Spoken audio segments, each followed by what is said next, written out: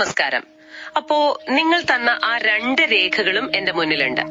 ഒന്ന് കഴിവ് എന്ന സ്ഥാപനത്തെ പറ്റി, മറ്റേത് നമ്മുടെ ജീവിതം ദിവസവും എങ്ങനെ അപ്ഗ്രേഡ് ചെയ്യാം എന്നതിനെ കുറിച്ചുള്ള ഒരു ശാസ്ത്രീയ പഠനം. അതെ, ഇത് രണ്ടും ഒറ്റ നോട്ടത്തിൽ ബന്ധമില്ലെന്ന് തോന്നാം, അല്ലെ? ശരിയാണ്.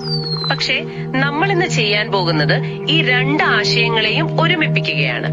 അതായത് നമ്മുടെ ഫോൺ അപ്ഡേറ്റ് ചെയ്യുന്ന അതേ ഒരു ലാഘവത്തോടെ വിവിധത്തെയും സമീപിക്കാമോ എന്ന് പരിശോധിക്കുകയാണ്. കൃത്യമായി പറഞ്ഞാൽ അതാണ്.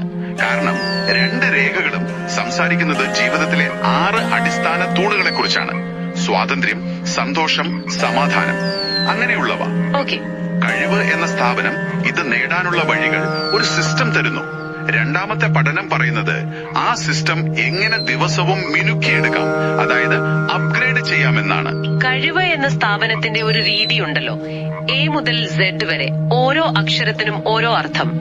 അതിൽ യു എന്നത് അപ്ഗ്രഡേഷൻ ആണ്. അതെ. അപ്പൊ അവരുടെ ആശയത്തിന്റെ കാതൽ തന്നെ ഈ അപ്ഗ്രേഡ് ആണെന്ന് തോന്നുന്നു. തീർച്ചയായും. ജനനം മുതൽ മരണം വരെ പഠനം എന്നൊക്കെ പറയുമ്പോ അതൊരു വലിയ ഭാരമായിട്ട് തോന്നാം. അതെ, ആളുകൾക്ക് മടുപ്പ് തോന്നില്ലേ? അവിടെയാണ് ഈ അപ്ഗ്രേഡ് എന്ന ആശയത്തിന്റെ ഒരു ഭംഗി. ഇതൊരു പരീക്ഷയ്ക്ക് പഠിക്കുന്ന പോലെയല്ല. നമ്മുടെ ഫോണിലെ ആപ്പുകൾക്ക് ചെറിയ അപ്ഡേറ്റ് വരുന്നില്ലേ, അതുപോലെ ഓരോ ദിവസവും ജീവിതത്തിൽ ചെറിയ 1% മെച്ചപ്പെടുത്തലുകൾ വരുത്തുക. ശരിയാണ്. ആ 6 തൂണുകളുടെ കാര്യം പറഞ്ഞല്ലോ. സ്വാതന്ത്ര്യം, സന്തോഷം, സമാധാനം, സുരക്ഷ, സാമ്പത്തിക സ്ഥിരത, പിന്നെ സഹായം. കഴിവ്, ഇതൊക്കെ യോഗയിലൂടെയും മറ്റു കഴിവുകളിലൂടെയും വാഗ്ദാനം ചെയ്യുന്നുണ്ട്. പക്ഷേ എനിക്കൊരു സംശയം. ചോദിക്കൂ. ഈ സാമ്പത്തിക സ്ഥിരത എന്നതൊക്കെ യോഗയുമായി എങ്ങനെയാണ് ബന്ധപ്പെടുന്നത്? അതൊരു വിചിത്രമായ കോമ്പിനേഷൻ അല്ലേ? നല്ല ചോദ്യം. ശരിക്കും അതൊരു പരോക്ഷ ബന്ധമാണ്, ഡയറക്റ്റ് അല്ല. ഓക്കെ. യോഗയും മറ്റു പരിശീലനങ്ങളും നമുക്ക് തരുന്നത് മാനസികമായൊരു വ്യക്തതയും ഫോക്കസുമാണ്, അല്ലേ? അതെ. വ്യക്തതയോടെ നമ്മൾ എടുക്കുന്ന തീരുമാനങ്ങൾ, അത് ജോലിയിലായാലും ബിസിനസ്സിലായാലും കൂടുതൽ മികച്ചതായിരിക്കും. അത് സാമ്പത്തിക അച്ചടക്കത്തിനും സഹായിക്കും. അപ്പൊ അതൊരു ശക്തമായ ബന്ധം തന്നെയാണ്. കാര്യം പിടികിട്ടി.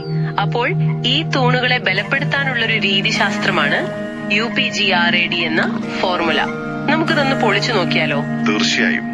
അപ്പോ UPGRADയിലെ ആദ്യ അക്ഷരം യു. അണ്ടർസ്റ്റാൻഡ്. അതെ, സ്വയം മനസ്സിലാക്കുക. ഇപ്പോ ആ 6 തൂണുകളിൽ സമാധാനം എന്ന തൂണിനാണ് എനിക്ക് ബലക്കുറവ് എന്ന് ഞാൻ തിരിച്ചറിയുന്നു. അതാണ് ആദ്യ പടി. ഓക്കെ, തിരിച്ചറിഞ്ഞു. അടുത്തതോ? അടുത്തത് P, അതായത് പ്ലാൻ. ആ സമാധാനം വീണ്ടെടുക്കാൻ ഞാൻ എന്ത് ചെയ്യും എന്നൊരു പ്ലാൻ ഉണ്ടാക്കുക.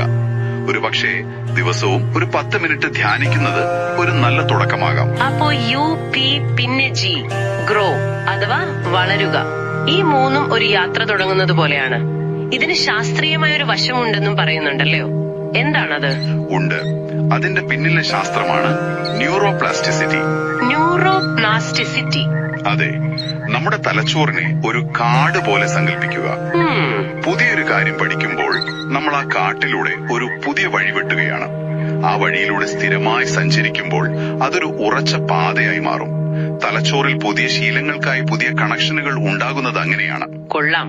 ആ ഉദാഹരണം വളരെ വ്യക്തമാണ്. അപ്പോൾ അടുത്ത ഘട്ടങ്ങളോ? അടുത്ത 4 ഈ പ്രോസസ് പൂർത്തിയാക്കുന്നത്. R, അതായത് റിഫ്ലക്ട്, വിലയിരുത്തുക. അതെ, ഇടയ്ക്കൊന്ന് തിരിഞ്ഞു നോക്കുക. പിന്നെ A, അഡാപ്റ്റ്, മാറ്റങ്ങളുമായി പൊരുത്തപ്പെടുക. D, ഡെവലപ്പ്, പുതിയ കഴിവുകൾ നേടുക. അവസാനം E, ഇവാലുവേറ്റ്, നമ്മുടെ പുരോഗതി എത്രത്തോളം ഉണ്ടെന്ന് പരിശോധിക്കുക. അറ്റോമിക് ഹാബിറ്റ്സ് എന്ന പഠനത്തിൽ പറയുന്നൊരു കാര്യമുണ്ട്. എന്താണത്? ദിവസവും വെറും 1% മെച്ചപ്പെട്ടാൽ 1 വർഷം കഴിയുമ്പോൾ നിങ്ങൾ 37 മടങ്ങ് മെച്ചപ്പെട്ടിരിക്കും. 37 മടങ്ങ്? അതെ, ഇതൊരു കോമ്പൗണ്ട് ഇൻട്രസ്റ്റ് പോലെയാണ്. തുടക്കത്തിൽ ചെറുതായിരിക്കും, പക്ഷെ കാലക്രമേണ വളർച്ച വളരെ വലുതായിരിക്കും. അപ്പോ ഈ അപ്ഗ്രേഡ് ഫോർമുല വ്യക്തിപരമായ വളർച്ചയ്ക്ക് വളരെ നല്ലൊരു ചട്ടക്കൂടാണ്. പക്ഷേ കഴിവെന്ന സ്ഥാപനത്തിന്റെ കാര്യത്തില് അവർ വ്യക്തികൾക്കപ്പുറം സമൂഹത്തെക്കുറിച്ചും പറയുന്നുണ്ടല്ലോ. ശരിയാണ്. ഉദാഹരണത്തിന് R ഫോർ റെസ്പെക്ട്, ബഹുമാനം. ഈ വ്യക്തിപരമായ അപ്ഗ്രേഡ് മറ്റുള്ളവരുമായുള്ള നമ്മുടെ ബന്ധത്തെ എങ്ങനെയാണ് സ്വാധീനിക്കുന്നത്? അവിടെയാണ് അപ്ഗ്രേഡ് ഫോർമുലയിലെ ആദ്യത്തെ അക്ഷരം, അതായത് U ഫോർ അണ്ടർസ്റ്റാൻഡ്, വീണ്ടും പ്രസക്തമാകുന്നത്. ഓക്കെ. നിങ്ങൾ തന്നെ പറഞ്ഞില്ലേ, ബഹുമാനം കേവലം വാക്കല്ല, പ്രവൃത്തിയാണെന്ന്. ഒരാളെ ശരിക്കും ബഹുമാനിക്കണമെങ്കിൽ ആദ്യം അയാളെ മനസ്സിലാക്കണം. ശരിയാണ്. മനസ്സിലാക്കാതെ എങ്ങനെ ബഹുമാനിക്കും? അതെ, കഴിവ് എന്ന സ്ഥാപനം സർവേകളിലൂടെ പ്രശ്നങ്ങൾ മനസ്സിലാക്കി പരിഹാരം കാണാൻ ശ്രമിക്കുന്നത് പോലെ വ്യക്തിബന്ധങ്ങളിലും ആഴത്തിലുള്ള മനസ്സിലാക്കലാണ് യഥാർത്ഥ ബഹുമാനത്തിന്റെ അടിസ്ഥാനം. അപ്പോൾ ചുരുക്കി പറഞ്ഞാൽ കഴിവ് എന്നത് ജീവിത നൈപുണ്യങ്ങൾക്കുള്ള ഒരു സിസ്റ്റം തരുന്നു. അതെ, UP ഗ്രേഡ് ഫോർമുലയാവട്ടെ ആ സിസ്റ്റം ദിവസവും പ്രയോഗിക്കാനുള്ള ഒരു പ്രക്രിയയും നൽകുന്നു. വളരെ ശരിയാണ്. ജീവിതം എവിടെയോ എത്തിച്ചേരാനുള്ള ഓട്ടമല്ല, മറിച്ച് ഓരോ ദിവസവും നവീകരിക്കേണ്ട ഒരു യാത്രയാണെന്ന് ഇത് നമ്മളെ ഓർമ്മിപ്പിക്കുന്നു. തീർച്ചയായും. അപ്പോ ഈ സംഭാഷണം അവസാനിപ്പിക്കുമ്പോൾ നിങ്ങൾക്കായി ഒരു ചിന്ത പങ്കുവെക്കട്ടെ. പറയൂ. നമ്മൾ ചർച്ച ചെയ്ത ആ 6 തൂണുകൾ, സ്വാതന്ത്ര്യം, സന്തോഷം, സമാധാനം, ഇവയിൽ ഇപ്പോൾ നിങ്ങളുടെ ജീവിതത്തിൽ ഏറ്റവും കൂടുതൽ ശ്രദ്ധ വേണ്ടത് ഏതിനാണ്?